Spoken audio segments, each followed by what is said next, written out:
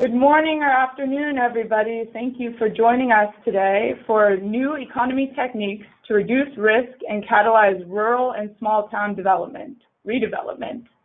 I'm happy to introduce Michael Fortunato and Bruce Balfour of Creative Insight for Community Development. Quick housekeeping notes. We have a copy of the presentation to the right on your console that you can download and take notes along with this presentation. Materials and the recording will be sent to you after this webinar concludes. And we are going to hold off on answering questions until the end of the presentation. In the email, you will also receive a survey, so we appreciate your feedback and we appreciate your response as well. A little bit about the Center for Creative Land Recycling. We are an EPA Technical Assistance to Brownfield Communities grantee serving regions 2, 9, and 10, including New York, New Jersey, Puerto Rico, and the American West, from Alaska, California to Hawaii. We conduct workshops and webinars like the one today, and we offer some consulting services as well. If you are interested in getting in touch with us, please visit us online at cclear.org. And don't forget to follow us on social media, LinkedIn, Twitter, and Facebook. And with that, I'm going to pass it over to Bruce Balfour, and he is going to take it from here. Yeah, so I'm Bruce Balfour. I got my PhD from Penn State in rural sociology, which is the same program that Michael Fortunato came out of.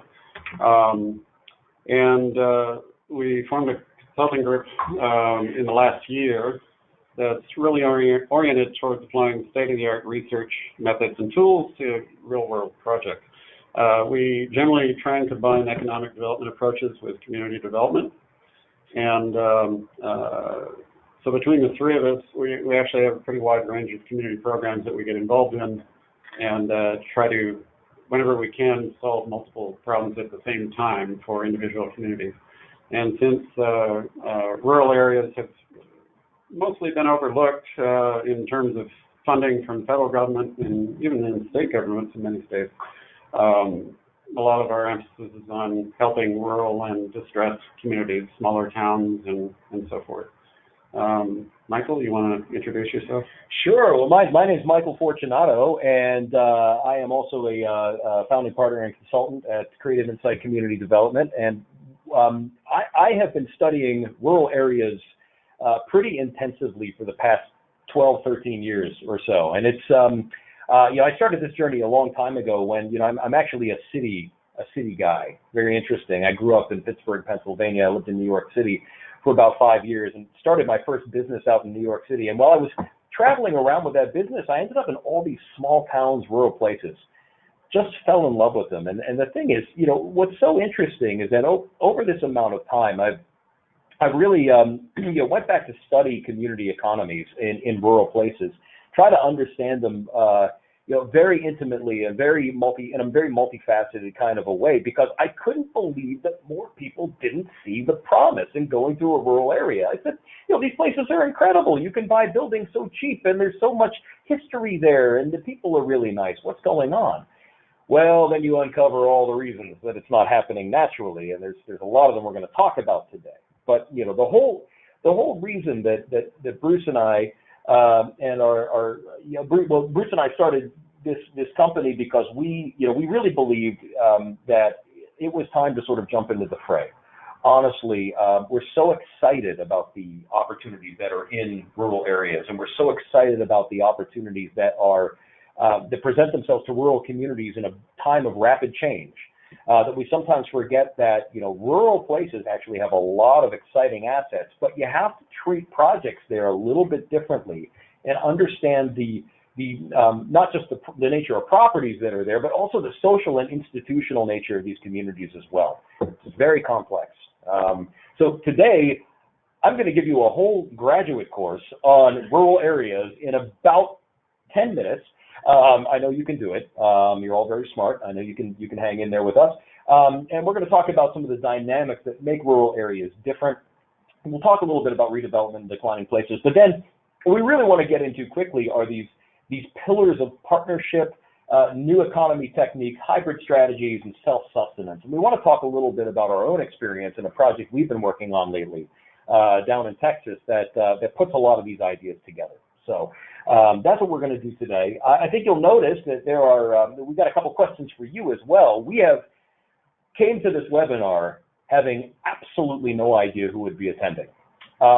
If you got a personal invite from us, then we certainly know that it was through us, but we have no idea who we're actually speaking to. So we want to learn a little bit about you as well.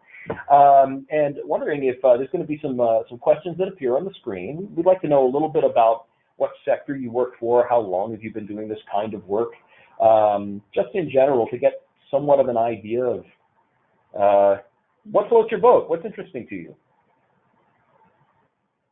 How much knowledge do you have about these kinds of techniques?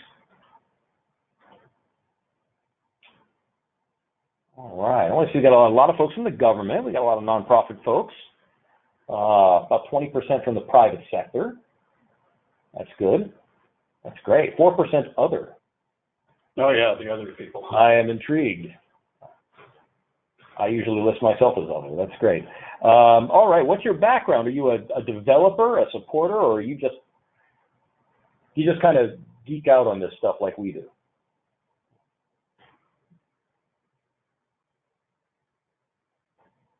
All right, well, few developers, a lot of folks that are supporting development. That's great.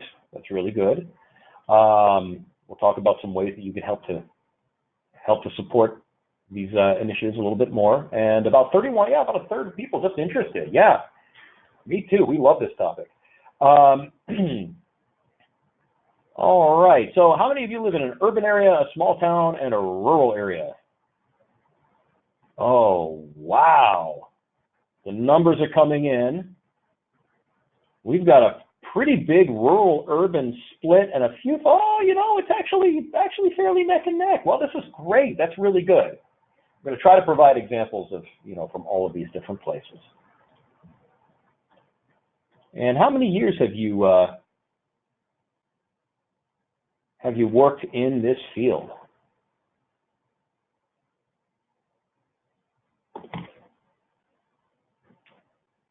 Okay, well, we got a nice mix, but a lot of you are fairly new to this. That's wonderful. Welcome to the most exciting thing going on in community and economic development. I think you are in the right place. That is wonderful. Okay, well, thank you very much, everyone. That helps us a little bit to understand where you're all coming from, so that we can tailor this conversation a little bit better to what your needs are and what your ideas are, so, and where you're coming from. So just a quick little bit, Bruce already talked about us a little bit, but we Creative Insight Community Development. I mean, we are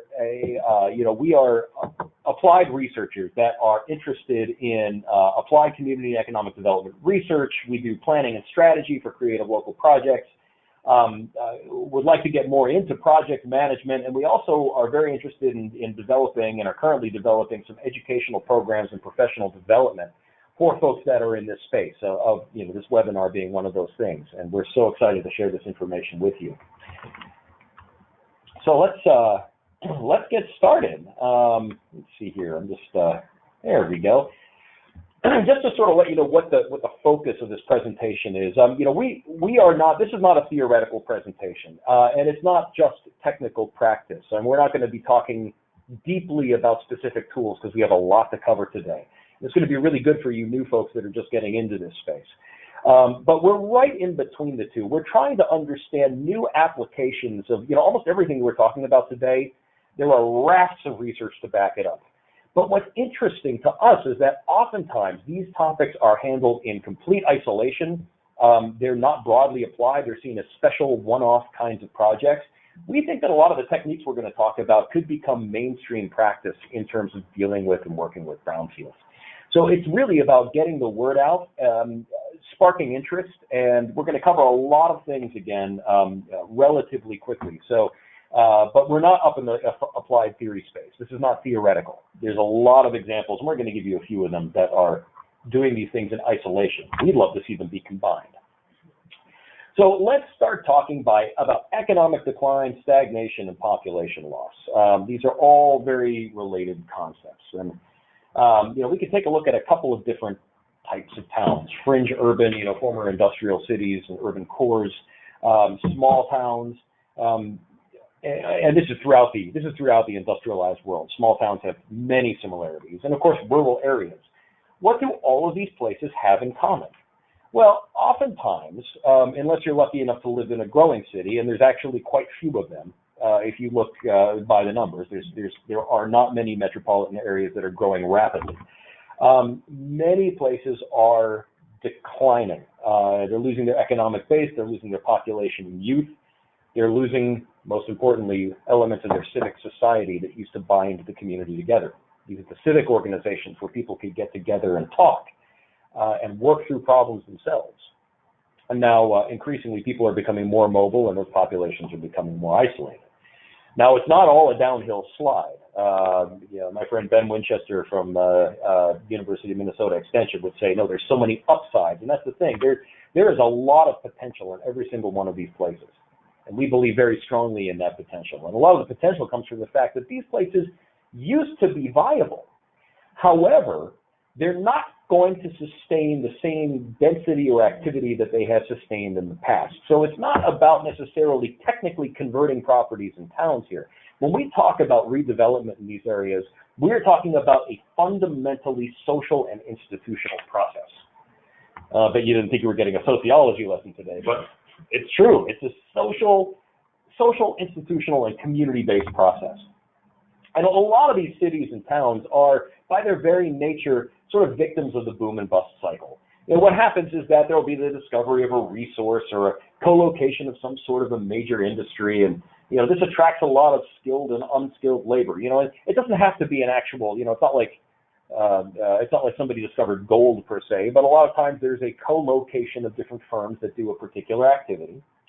And this ends up attracting a lot of people, both skilled and unskilled, because of the employment spillover effects to that area. Well, that's all good.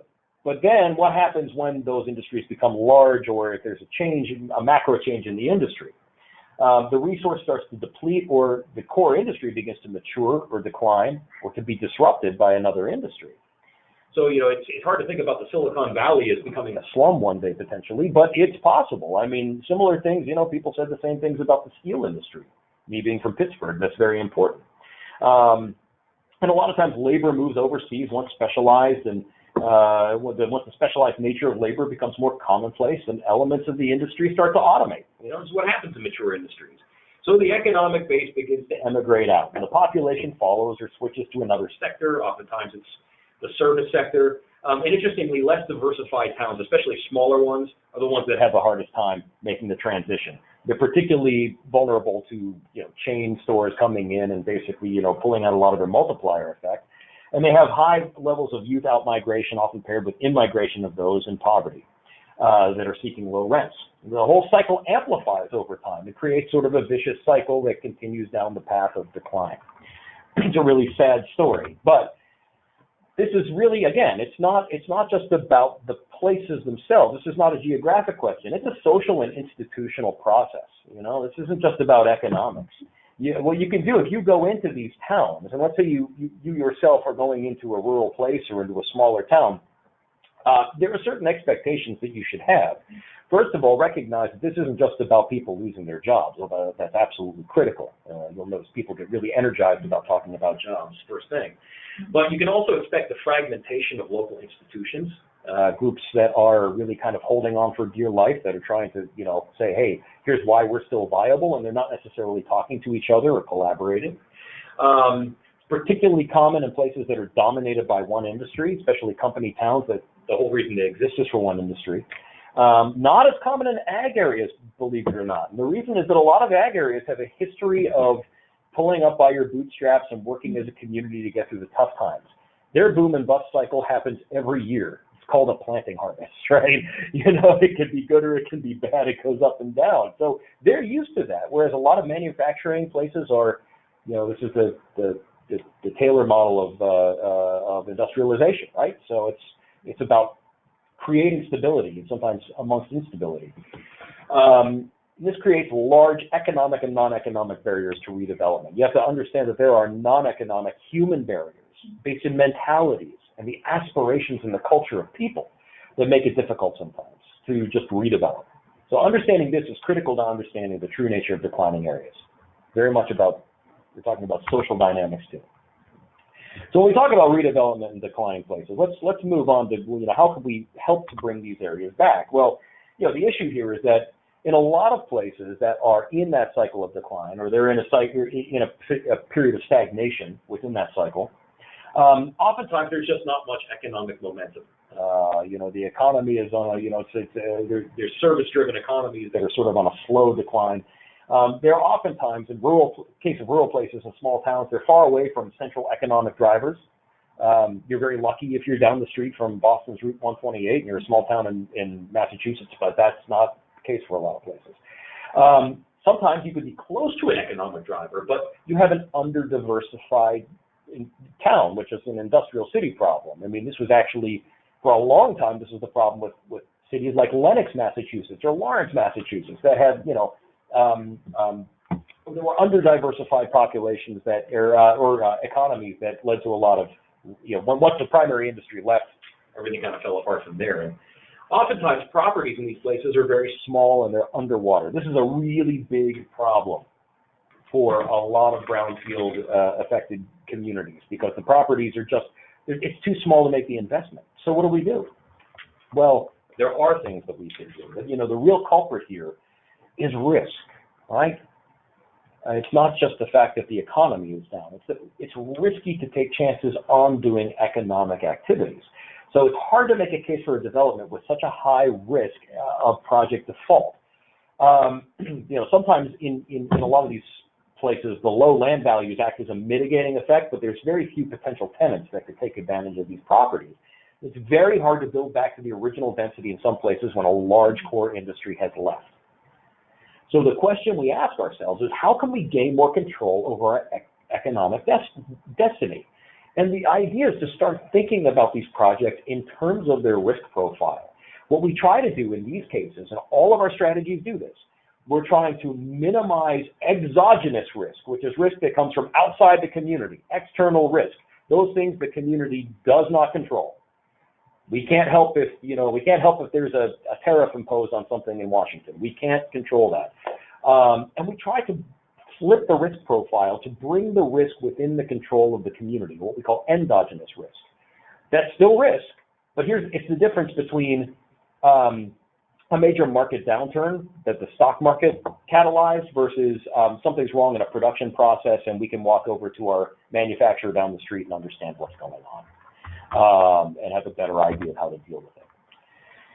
So to really deal with this risk, and with no economic momentum and lots of risk hiding around every corner, this is what I like to call sailing with your own wind. You sort of have to bring, if you're going to go sailing in a rural area, you sort of have to bring your own wind to the party. And in this case, you have to bring your own economic momentum to these areas that are lacking economic momentum. What that means is that this is not about the property. This is about what goes in there. If you have a property, it's very easy to flip it, but if you don't have something good that can catalyze economic activity, you're really sort of hanging yourself out to dry or taking a really big risk. So what we try to do is we're trying to get to a place where we see a more common hybridization of strategies to make a difference here. So, not just economic strategies, but economic strategies that are also environmental in nature, social in nature, institutional in nature, physical in nature, that account for all of these things simultaneously, because every single one affects outcomes on the ground, especially in these rural places. You can't just look at the economy. You got to understand the history, the environment, the institutions and how they're set up, and of course the culture of what's even going to work there, right? Extremely important. So we've created 4 pillars to catalyze action. We're going to go through each one. Partnerships and area-wide approaches. We're going to talk about new economy techniques. Those are very exciting. Hybrid strategies and self-sustenance. These are the 4 pillars that I think are good to think about when you undertake any project in a rural area to revitalize that neighborhood. And Every single one not only flips the risk and internalizes it better, but it also accounts for all of these hybrid strategy elements: economic, environmental, physical, institutional, social. It's exciting. Let's start by talking about partnerships and area-wide approaches. Now we're getting into the good stuff. We're into the strategy. All right. Partnerships in rural places are absolutely essential. Why? Because the second that you go to a rural place as an outsider, it's not going to be long before everybody knows you're there. It doesn't matter. You coming into that town could potentially, just your presence there could become news. So automatically you can see the interconnectedness of a lot of these places where, there are fewer people and people recognize when outsiders are there and they talk about it. And that's a good thing, actually. That can be used to our collective advantage, because that's a cultural advantage, that people can spread information quickly. Well, it's good to get to know who's doing what in these towns. And you have to understand these situations almost like an ecosystem, okay? This is not just it's not like, well, people will say, oh, my town's kind of like a high school. It's much more sophisticated than that. That's kind of a put down, It's a very sophisticated ecosystem with many coexisting parts. And affecting any one thing is probably going to affect the whole system pretty quickly, right? I mean, if you make a very bad move with somebody in a rural community, it can ruin your reputation very, very quickly. Or if you do a good thing, I mean, it'll spread like wildfire. That, hey, this is a benevolent actor. But what's important to know is that these things don't happen by accident. Whatever's going on in any community, it's evolved into their current form, and they're likely in some strange kind of a balance. Even if it doesn't seem that way, it's true. They are supporting each other, and they're getting by day to day somehow. Even if you may not agree with the culture or how things are done there, it's working for them right now. Now, the question is, can you do better than that, and can you make people happier, and can they participate, and more about what they want than what you want, honestly. Well, the first thing you can do is to reach across existing organizations. There is always, always, always somebody doing something, somewhere in that community to make the community better. They're there. It might be small scale, but, unless it's a really small community of like 15 people and everybody's given up already, but that's very rare. There's always somebody doing something to make the community better. So it's important to find out who those folks are first, because likely they're doing a lot of the work already. And that could save you time, and you also won't be stepping on their toes if you come in and start to propose ideas that might go against what they're trying to accomplish. You can guarantee you're going to get a fight that way. But if you start to work with the community right from the very beginning and get that ethic, you can understand what the community wants to achieve. And that's incredibly important, because that's the only thing that at the end of the day is going to work, is what the community wants to achieve. You can influence that. You can talk about that, but it's extremely important. Expect a fragmented environment right away. Just because people know each other on the street, there's a difference between knowing each other on the street and being able to work together purposefully. Big difference. In fact, if you look at a lot of like high versus low entrepreneurship communities in these places, that's the big difference. Everybody knows everybody in a small town, but they may not have a mechanism for working together productively. You may have to be the catalyzing force there. And it's important to stick to the people who want to work with you if you can. You'll always find opposition, but sometimes it's best not to start there. It's best to talk to folks in that community and understand where the people are that do share a little bit of common ground with you. And you may have to walk away from that community if it's just not going to work, if you can't find support from your ideas. It's extremely important that you spend time in the community, though, and get to know people. That's just a good thing to do anyway, as human beings. You're going to work with them, good to build those relationships. You also have an opportunity here to build a new collaborative identity for your idea. We'll get into this a little bit later when we start talking about co-ops and community land trusts. But, it's not just LLCs these days when you do a brownfields project. There's all sorts of ways you can organize these things. Cooperatives, for-profits, non-profits. You can build all, things that have nothing to do with development, that have to do with the social fabric of the community. Extremely important. But what matters is that you can bake a new DNA, and it's important to co-create that DNA with the community. New core values can go right into the DNA of the project. What do we stand for? If the more that you get beyond, well, we just want to build some nice buildings, we just want to bring back some condominiums or try to, the more you can get beyond that to understand the core values of the community and integrate that with your project idea, the more exciting it is, the more likely it's going to work, the more it's going to be attractive to people. It flows in that place. It's very, very nice. Area-wide approaches are very similar to just general partnerships. Many brownfield properties are very, very small. The cost of remediation, and especially insurance, liability insurance, environmental insurance, it exceeds the investment, you know. So a lot of these projects are underwater from the start. They have back taxes. They have, you know, I mean, the land may be overvalued. You may have a resistant landlord. You never know what you're gonna find. What's important here is that you can create partnerships with governments, councils of governments or COGs, regional entities, regional state economic development groups. If you're going to work across multiple communities or across multiple properties, this is a great way to start thinking about development in rural areas. Now, I'm not talking about some sort of a grand takeover here. That's not the idea. The idea is that you're working with community groups that represent something broader and can lend credibility to your own efforts as well, right? So if you can start to think in terms of a portfolio of projects, you're already diversifying your risk, right? One project doesn't go well, well, you have several others that might go just fine. And that actually helps to buoy things. But you're getting economies of scale in terms of investing in these projects right away. So by creating a municipal or a regional initiative, it can be separate from anything that's out there, but do your homework. There might already be something that's happening, and people might already be doing the good work. It's good to get connected with those folks. And it also raises the profile of your work too, which is really nice. I mean, if if a regional organization picks you up, that's great. A lot of times they can advertise what you're doing. They can get people involved. They have the network set up. You automatically have access into their networks because they're vouching for you. So check out state and regional programs. In the Northeast, there's lots of brownfield programs. I think there's quite a few out here on the West Coast too. You know, a lot of brownfield action networks and initiatives. Check out what's going on. They might be able to give you a shortcut to the front of the line, so to speak. I want to tell the story about one of my favorite little towns real fast, Rockland, Maine. This is a great example of a town that did exactly this on the social side. What happened is that there were a couple of inn owners that moved up from New Jersey. And when they got up there, they noticed that in Rockland, by the way, seaside Maine, really, really beautiful town. 15 years ago, it was a dangerous, smelly cannery town. They used to say Camden by the sea, Rockland by the smell. Camden being this nice, they used to hold summits there. It was a really beautiful place. And Rockland was a really rough town. Well, there were 4 historic inns there that were all competing against each other. And these folks from New Jersey, they said, we shouldn't be competing. We should be working together.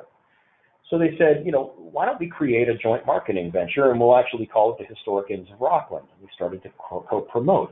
The idea caught on so well that they were able to spin that off into a downtown group where people were starting to actually work together and saying, we shouldn't compete against each other. We should compete as a region. Several steps later, they were so successful at this initiative that they were able to get leadership onto the Chamber of Commerce and then into the city government that had actually enabled them to get a community development block grant that was very deliberate in terms of revamping and refurbishing all of those beautiful properties on their main streets. The key there being who was where when. It wasn't just the grant money flowing in. It's the fact that they created a group to partner across lines and then gave that group legitimacy by eventually getting representation on their city boards. This is when things started to really, really change for Rockland. And, today, however many years later, like less than 15 years later, they have cruise ships coming in. Cruise ships. It's a town of 7,500 people. It might be up to about 9,000 now. It's not large. Indianapolis is another good example. Their local brownfield group actually, they said, well, we have brownfield. They're all pretty small.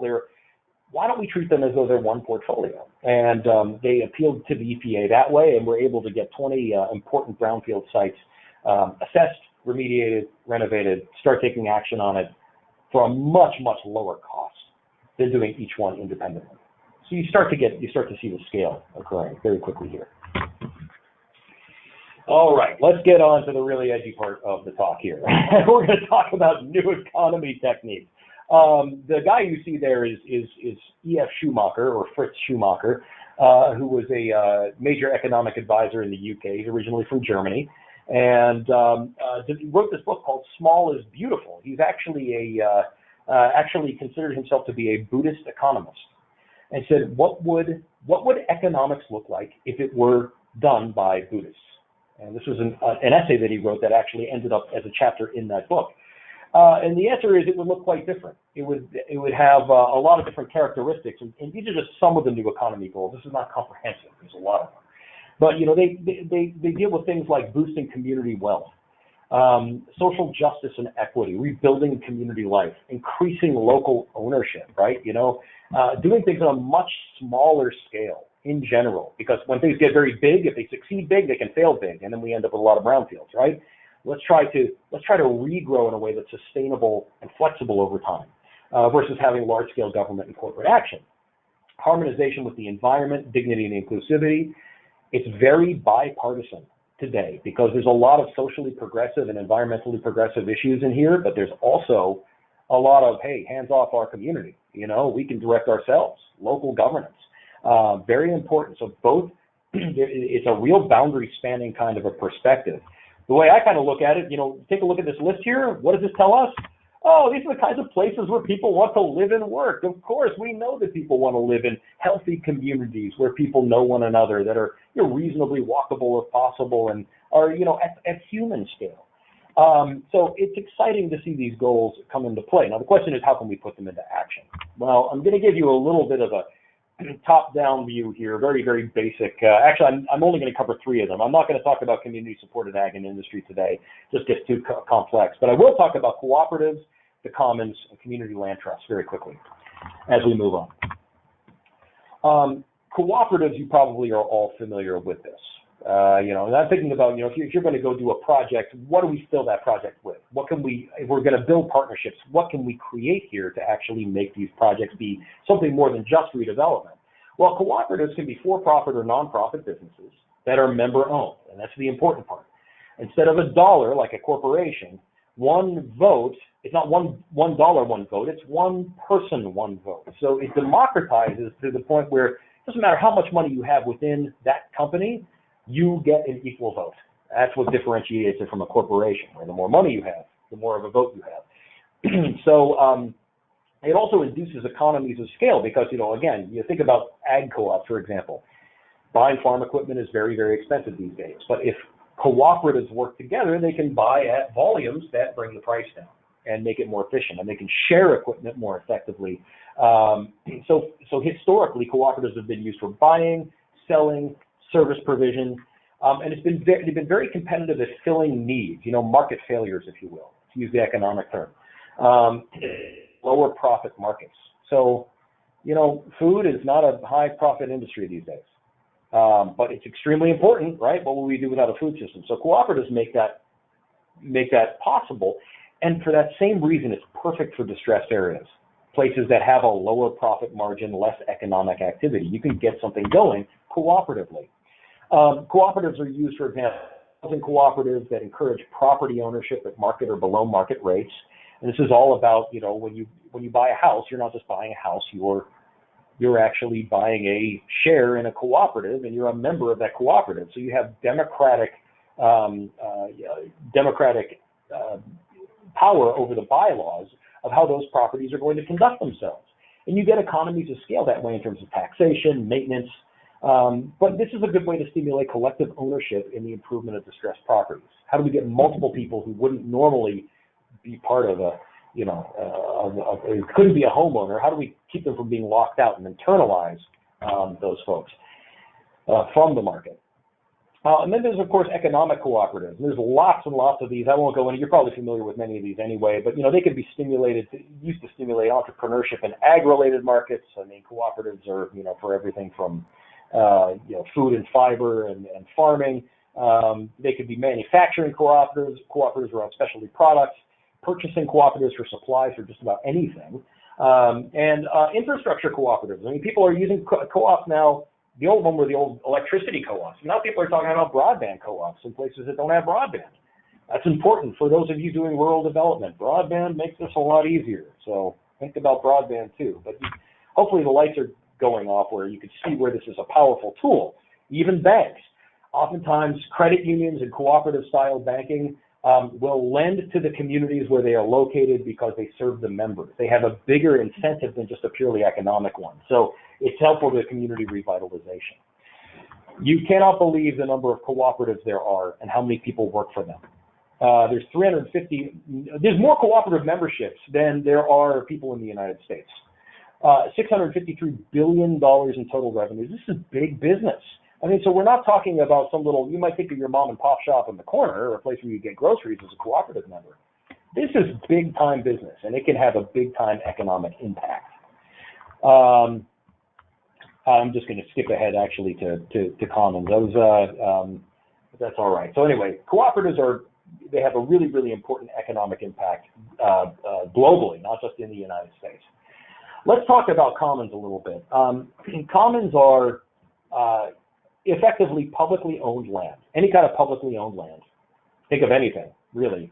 But it was originally for grazing animals, and normally at the center of a town. So if you go to New England and you see the town green used to be a grazing field, right? It was a place where people could have the common ability to graze their animals.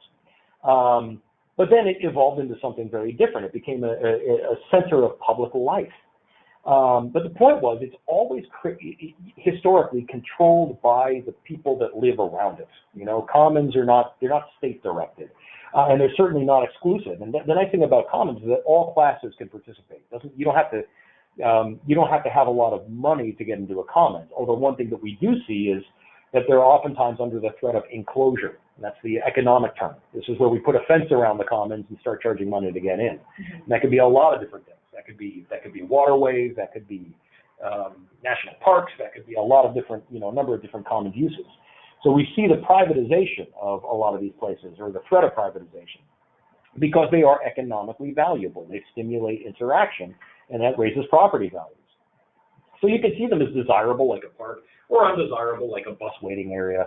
But most oftentimes, if they're done well, if they're designed well, they tend to raise property values. And that's incredibly important in the kind of work that we're doing here with rural redevelopment. Commons tend to be used when distressed land simply won't sustain the previous density. Okay, well, we have a whole bunch of buildings. We're going to have to rip down a whole bunch of them, but we know we can't build back at that scale. What can we do? Well, we can actually build lower density and create a commons that will sustain and support the density that's around it because people want to live there. So it tends to raise property values all around the commons, and it inspires community interaction and activity, which increases the desirability even more. So gardening, festivals oftentimes go on in the commons, farmers markets, all sorts of exciting things. Beautifies the neighborhood. It's easy to incorporate into area-wide plans and assemblages. So if you're taking the area-wide strategy, 3 of our properties, we know that, sometimes there's just the only thing that'll work in a plot. We know these plots can't be remediated well. Can we build a park there or a public forest or something like that, as long as people don't hurt themselves? That's an idea. Hawthorne Park is an urban example. Hawthorne Park in Philadelphia, what you're looking at right there used to be a bunch of public housing high-rises. They were ripped down in the 90s, and it was vacant city-owned land for a long time. And effectively, it was a nonprofit conglomerate that worked with the EPA and with the Hope 6 program, I believe, federally. That came in and said, hey, instead of building back to scale all these really big, high-rise, ugly apartments that were obviously public housing, let's build something dignified. Let's build Philadelphia-style townhomes. There they are. And what's in the middle? A park that doesn't just green the area, it's a social hub. So people feel a real compulsion to take care of this area and to be part of their community. So exciting. So it's really, really worked for them. This is a great way of building to lower scale, and it can be done in rural areas as well, quite well, where you're never going to get it back to a certain level. Think about community gardens. Think about public farms. Think about all kinds of things, different ways that those uses can be used. It's been done since the early days of America. Exciting. Community land trusts. All right, we could give a whole webinar on community land trusts. I don't want to get too far into this, too far into the weeds here, but we'll just tell you that it's typically a nonprofit or municipal corporation with one primary function. They buy distressed land and they build affordable housing. And the idea is that you create a portfolio of properties that aren't doing so well, with the idea of holding them in perpetuity for. They call it, people say it's a forever lease, but basically it's, the idea is that, for 99 years, you want to put a charter around those properties that say these houses must remain affordable. And we're going to create a formula Because essentially what we're going to do is we're going to buy the land underneath the home. This is like places where they buy the mineral rights underneath the land. Well, we're buying the land underneath the home. The land trust always owns the land, period, end of story. But we're going to sell the homes that are on the land at a reasonable, affordable rate because we can control that as a land trust.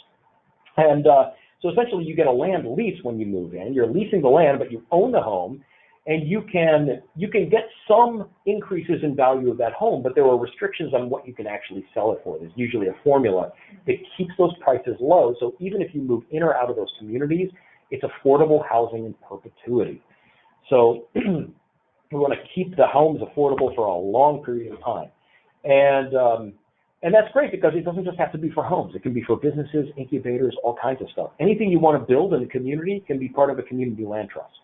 How exciting is that? It's just a new way of basically saying, hey, we're going to keep rents here, period, affordable. That's a good way to get people in the door. It's also, essentially this promotes land assemblage across communities for economies of scale, very much like an area-wide approach, except you actually own the land. Homes are purchased at reasonable rates. The resale of the home is governed by a pricing formula, and of course you can also offer social services. So let's say you're in a district in a low-income area. The CLT could, it's a social organization. You can offer classes on financial management. You could talk about home ownership. You can talk about ways of improving properties and how to get involved in communities, learning a new instrument, anything. It doesn't really matter. You can do just about anything with it, really. And that's the great thing, is that CLTs can launch hybrid projects. They can launch, with all that land, you can have some of it be incubator space, some of it be commons area, some of it be a cooperative, festivals, public activity, education, infrastructure, you name it. It's so versatile. It's really versatile. It's more complicated than that. And they don't always work, unfortunately. And this is the thing, usually CLTs address one of two issues. Disinvestment, which we see in places like rural areas, so if we want to actually help stimulate rural areas, it's good for that. And displacement. It's also, once those areas are developed, it's an anti-gentrification tool, essentially. It keeps land prices reasonable even as the community develops. So if your development plan works too well, it's a great problem to have, but the problem is you can push out a lot of those folks that were supposed to benefit. This ensures that the properties remain affordable without locking the people physically in like a prison. You can move. And it prevents the outmigration of all that talent you've been working with and the relationships you've cultivated. Again, it's a social issue, right? We want to help people to have a good community life, and that's part of the value that we're creating here. So there's a lot of, I shouldn't say there's a lot of community land trusts. There actually aren't that many yet, but the ones that are there are pretty important. And, there's actually now there's over 250 of them. You can see massive growth through the 90s up to 2010. I mean, there's over 10,000 units now, roughly. Some interesting, you can see it's really attractive to lower income home buyers. It makes housing affordable in places where rents are out of control, or in places that can't sustain, either they're having housing crises for other reasons. Their housing stock is suffering because, people just in general can't afford the housing there. CLT properties had less than 10% foreclosure rate during the Great Recession. This is exciting because what it says is that, again, people worry about affordable housing. Are folks going to be financially responsible? Not to be condescending about it. I don't intend it that way, but this is yes. The answer is yes. They need the right structure. They need the right structure to make this work. And this is a good way of providing a really, really good structure for people to enter into home ownership that couldn't do it before. But there have been some notable failures, and that's important to note.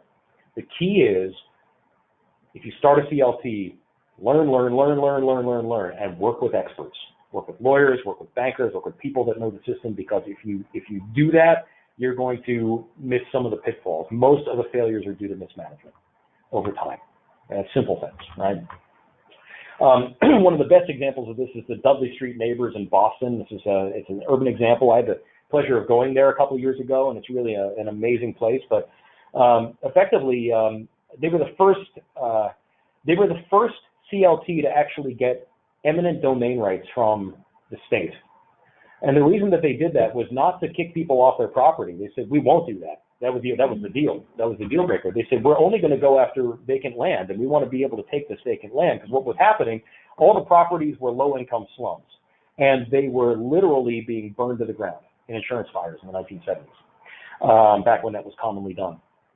To save the remaining properties that were abandoned or that were vacant, they created this land trust, and it has utterly turned around the community. They have something like a 350-person waiting list just to get rentals in the property. It's incredible. So you've seen massive increase in local wealth, community wealth, because people own their own home. They're earning equity now. All right, we're getting towards the end here, and we're going to still have time for questions here, but I want to talk a little bit about hybrid strategies. Because the most exciting thing is when you start to put all these things together. That's where we get the real action. And that's what's not really being done very often. If you can diversify projects, much like a portfolio, you can create multiple reinforcing activities from one project. If you have a singular project, you start to really diversify away a lot of the risk and be able to have a lot more options with what you can do with that land. It's especially useful in places with no zoning or flexible zoning regulations. You don't have to worry about mixed use kind of stuff, but even in places where strict zoning does exist, it's not necessarily a barrier if you use some of these established techniques, for example, a community land trust, and there's an understanding between the city and the CLT. The idea here is that if one portion of your project fails, the others absorb the risk. It's just like a stock portfolio. One stock goes down, you didn't lose all your money, right? And it enables you to quickly pivot to a new activity to keep the portfolio intact. So let's say the community wants a food hub.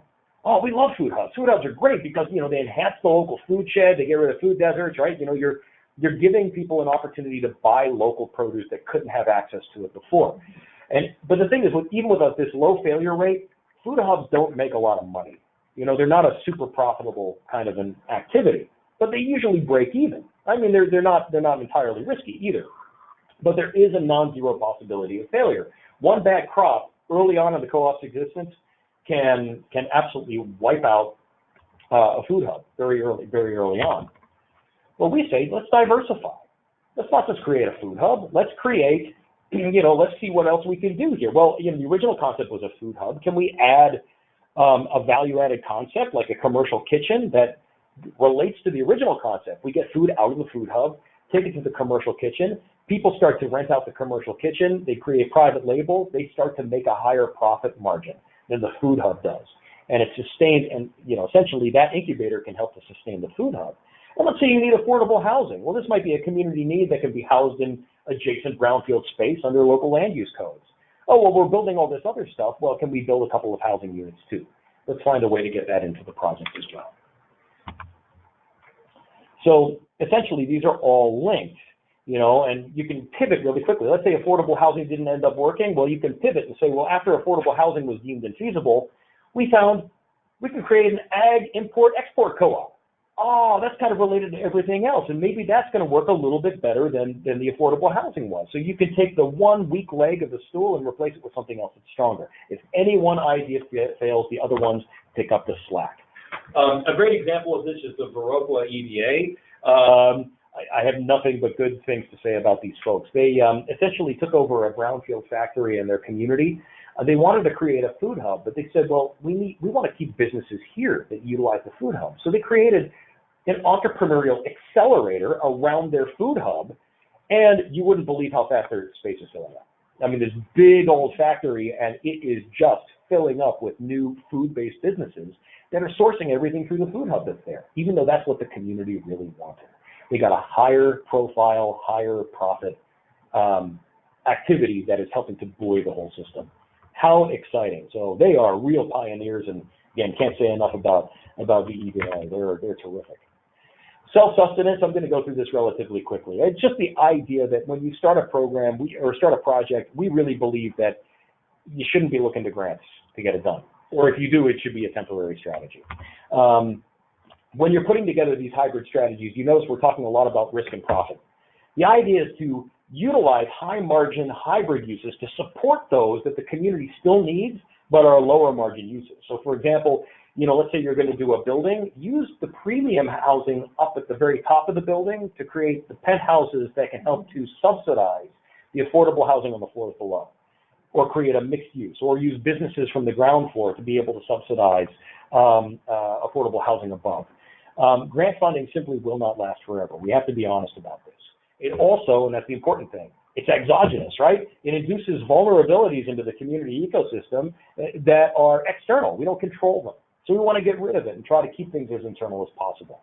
Having an entrepreneurial focus ensures long-term adaptability rather than a dependence on funds. And of course, you start with the highest margin portions of the project first. So what I'll get back to that too. I mean, basically what I'm showing here is that a lot of folks, farm supply and marketing, this is typically what we think of when we think of co-ops. They have multipliers, basically for every dollar that they raise, there's another $1.07, in the community.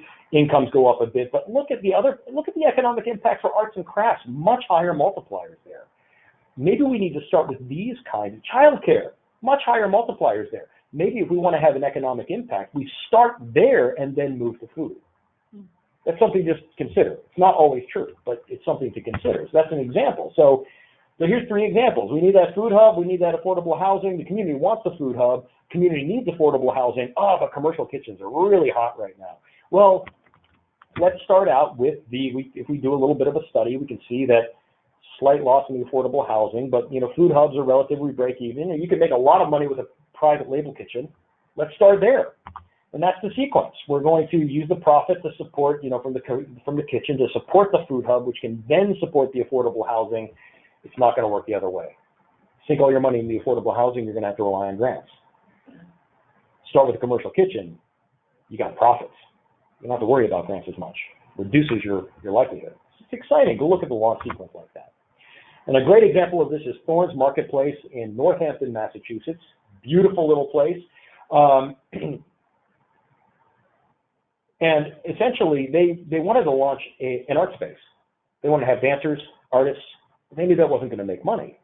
So they saw that it was kind of set up like a department store. And what they did is said, well, hey, let's have a lot of local vendors come in here and start selling. And they utilized the profits from the store. They never intended to make a store. But now it's a stalwart in that community. They used the profits in the store to create the attached art space. Really exciting. They did it the right way. They knew that it was a delayed gratification kind of a situation here. And they still helped the community with something they desperately needed. Really exciting. I think we can take hopefully a minute or two and talk about our experience in Texas. We've been doing a little bit of work on this for a client down in Texas, in Northeast Texas, launching a food hub, much like we were talking about. And we used many of the same techniques there, where essentially what we're doing is we're planning, and we're just gotten past the feasibility study stage. Looks like it's going to be feasible, and we're putting together the launch team now, and that's really exciting stuff.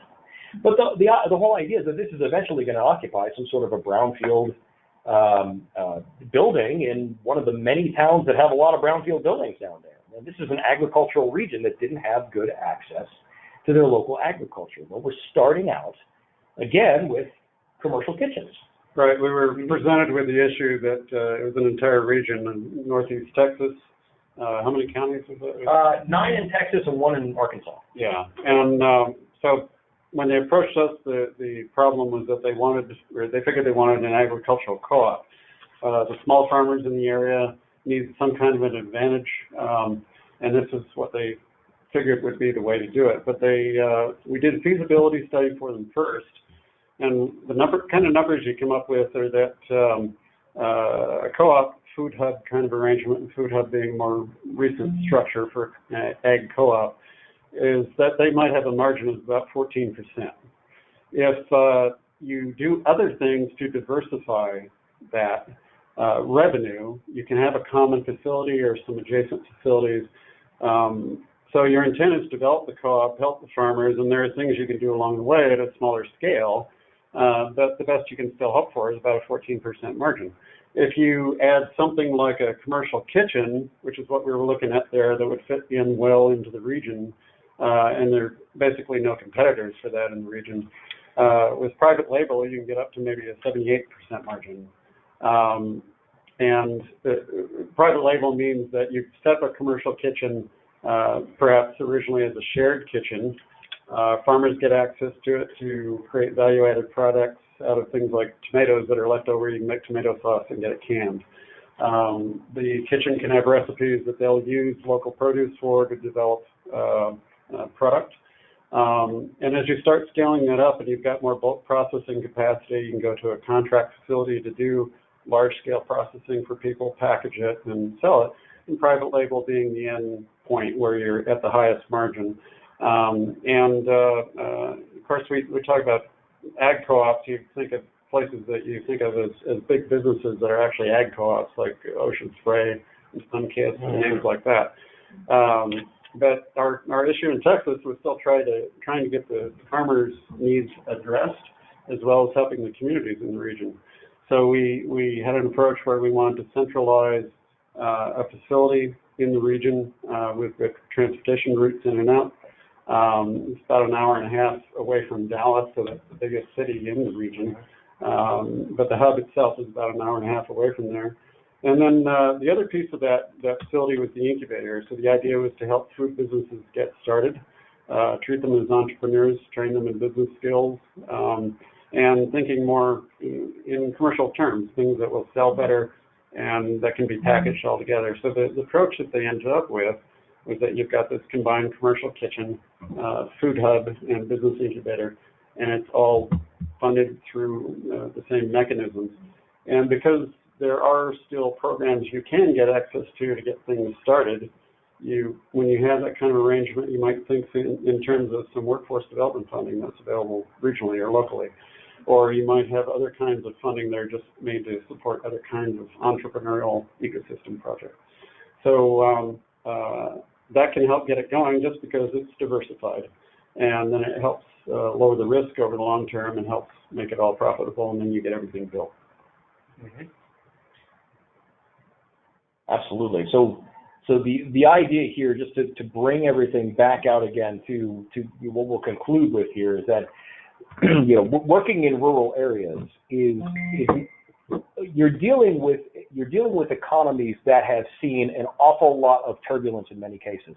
And essentially what you're doing is you're taking sometimes singular uses and you're backing them off to say what used to be a singular use may need to become a hybrid of things at a smaller scale.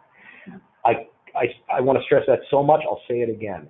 What used to be a singular use may need to become a hybridization of uses at a smaller scale.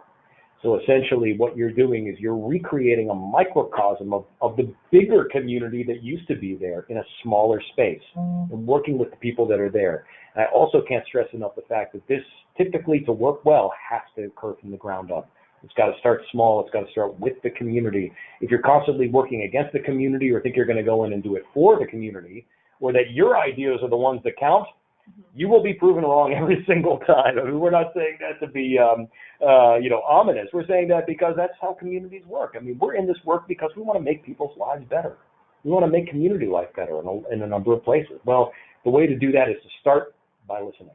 Start by showing up. Start by getting to know people. And I hope you do start showing up, listening, getting to know people. I know most of you are probably already doing that. I'm preaching to the choir here. So I guess it's time then, therefore, for some questions. Sorry, we're going to the end here a bit, but hopefully you can stick around for a couple minutes. We can answer some of these questions if that's all right. Yeah, sure. I wanted to say, by the way, real fast, if you have any questions at all or ideas or are excited about these kinds of projects or want to get involved in some way, please call us. We would love to hear from you. Our information is right here. You can reach me at michael@creativeinsightcv.com, bruce@creativeinsightcv.com. Our numbers are there. Give us a call. We would love to talk more about this, and we always love to collaborate. So thank you. Yeah, awesome. Well, thanks you guys for coming in. Actually, Michael and Bruce are in C-Clear's offices today, so we're doing this all in person. And so while you guys were talking, a couple of questions came in, and because C-Clear is a nonprofit and we offer grant review actually for these communities that sort of need these catalyzing projects to happen, one of the questions here is asking about what other funding sources could a redeveloper pursue beyond grant funding, because it seems to be pretty important as nonprofits and community groups are leading these efforts. So what else is out there? Well, there's some new stuff that's emerging that's kind of cool. And one of my favorites is actually back in my hometown of Pittsburgh. There's a new group called Small Change out there, and they are leading the charge in terms of crowd-funded investing. If you know anything about crowdfunding, you know that it was profoundly illegal before 2012. Mm-hmm. I mean, between 1933 and 2012, and the whole reason was that back in the Depression, there were a lot of people that were going around and huckstering folks with bad deals that weren't sophisticated investors. So essentially, to invest in the equity of a non-public business, you had to be an accredited investor yourself or do it through an accredited intermediary of some sort. Well, effectively, Small Change in Pittsburgh is going ahead and saying, well, we'll be the mediary, and we can run crowdfunding campaigns for people that want to invest in projects in their own neighborhood. So this is something that I'd really like to see take off. Guys, Google it, Small Change. Put in Small Change Brownfield so you don't get something else.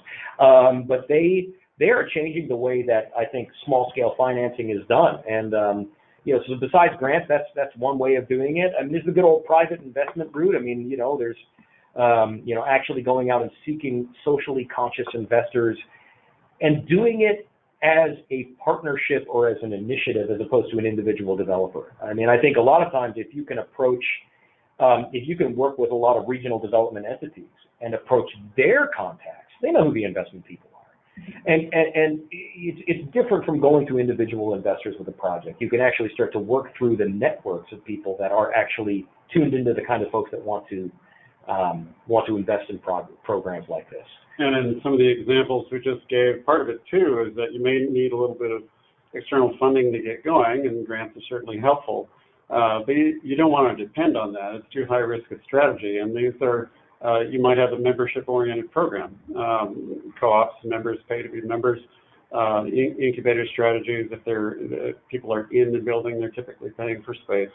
And commercial kitchen, where the more of the money is in this particular strategy, you're charging for all these services. So that helps, and you're not depending on grants again.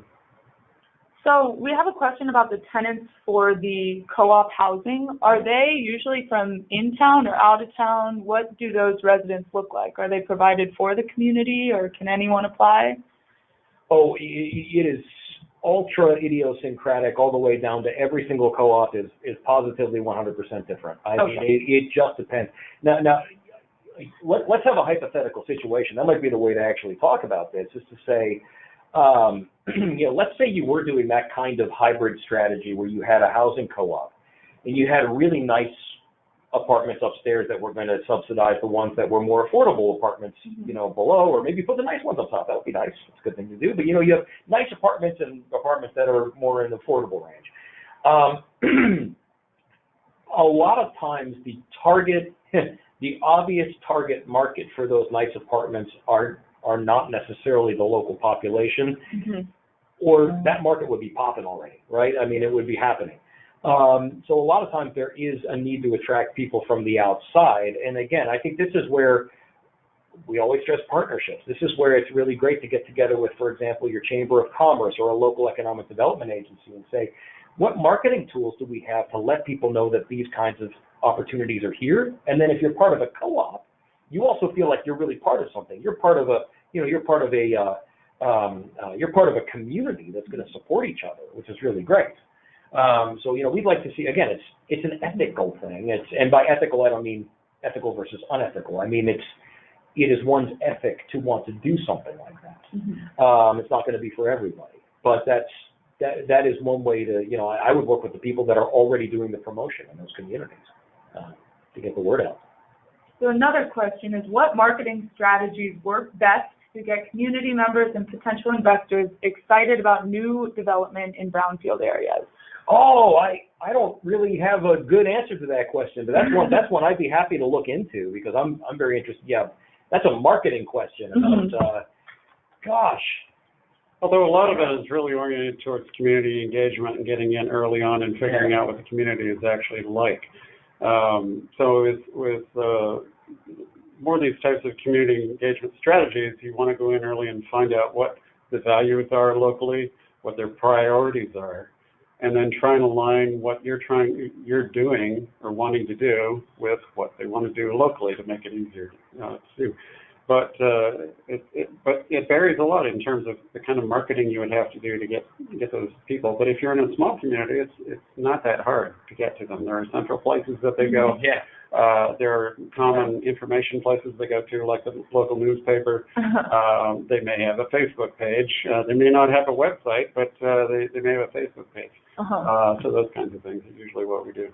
That's a great question, though. I think it deserves more research in the general sense for, what strategies and tactics we look at. But, yeah, I concur 100% with Bruce. Work with what works there.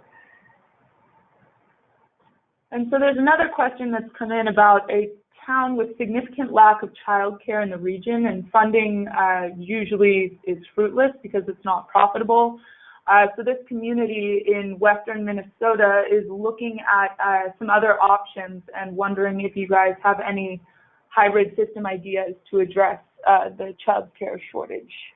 Well, one I've seen that's used successfully and is not very common is combining senior care with child care. There are only a few examples of that, but the basic idea is that you have a facility that houses seniors, and using that as a daycare facility as well, the seniors can interact with the children. Yeah. And so there's a lot more activity around the senior facility than there would be otherwise. And but if you have a large senior population and you need housing for them, that's another way to try and slip in the daycare component and address that local need as well. Actually, CClear did a Tucson tribal workshop, and we went to a site called the Miraflores Senior Housing Project, and it's a similar elder care and child care facility. So that if you want more information on that, we can send it to you. So if we didn't get to your question, I think it's about time that we cut this off. We'll forward the questions to the speakers so we can remain in conversation about this. But thank you very much, Bruce and Michael, for coming in today. We really appreciate it. And thanks to everyone who tuned in. We really appreciate the questions, and we will be in touch. Thanks, everybody. Thanks for having us here. Thank you. Bye-bye.